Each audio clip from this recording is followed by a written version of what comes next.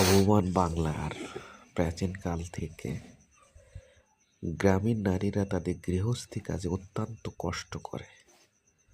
গরু পালন, ছাগল পালন, ধান সিদ্ধ করা, ধান শুকানো, ধান বানা সহ অনেক গুরুত্বপূর্ণ দায়িত্ব পালন করে। সন্তান লালন পালন সহ গ্রামীণ নারীরা দেখেন কত কষ্ট করে তারা ধান সিদ্ধ করছে। আর এই ধান সিদ্ধ করে রোদে শুকায়ে আবার ঢেঁকিতে ভানবে, তা নলে চাউলের মিলে দিয়ে ধান ভাঙিয়ে চাউল বের করবে। এই গরম রোদে কত কষ্ট করে তারা কাজ করছে, এই ধান সিদ্ধ করছে, যা অত্যন্ত কষ্টকর।